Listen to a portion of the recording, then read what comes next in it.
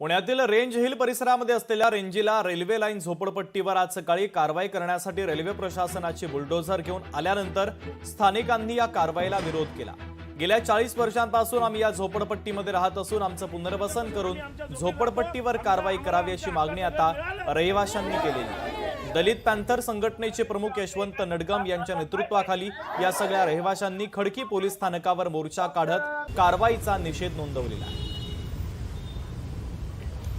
या संदर्भात दलित पॅंथर संघटनेचे प्रमुख यशवंत नडगम यांच्यासोबत संवाद साधलाय आमचे प्रतिनिधी चंद्रशेखर भांगे यांनी पाहूया। पुण्यातील खडकी रेंजिल स्थित असलेल्या झोपडपट्टीवरती कारवाई केल्यानंतर झोपडपट्टीधारक सध्या आक्रमक झालेले आहेत आणि सगळे झोपडपट्टीधारक सध्या खडकी पोलीस स्टेशन या ठिकाणी आलेले आहेत। त्याविषयी बातचीत करण्यासाठी आपण यशवंत भाऊ नडगम यांच्याशी थेट बोलणार आहोत। भाऊ, काय सांगाल, काय सगळं अतिक्रमणची कारवाई सुरू आहे, नेमकं कशासाठी ही सगळी कारवाई आणि कोण करतंय?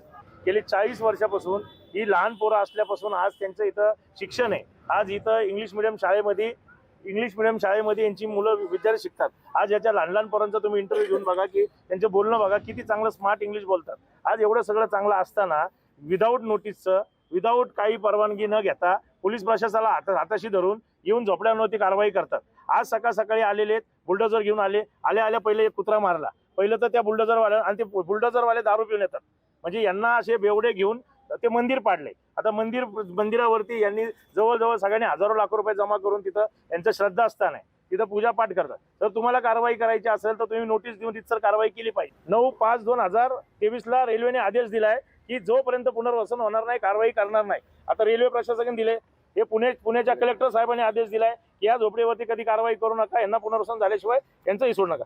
माझं एवढंच मागणी आहे की रेल्वे प्रशासक असो, आपले कलेक्टर साहेब असो, स्टेट गव्हर्नमेंटचे किंवा या फॅक्टरीचे असो किंवा मेट्रोचे, जर तुम्हाला शासनाला किंवा यांना जागा जर वापरायला पाहिजे असेल तर रीतसर यांचं पुनर्वसन करावं। ठीक आहे, आपण पाहिलं की सगळी यांची जी भावना आहे आपण समजू शकतो आणि या सगळ्यांचं पुनर्वसन या ठिकाणी करण्याची मागणी जी ती यशवंत नडगम यांनी केलेली आहे। लोकशाही चंद्रशेखर भांगे, पुणे। लोकशाही मराठी ऐका, पहा, जागरूक रहा।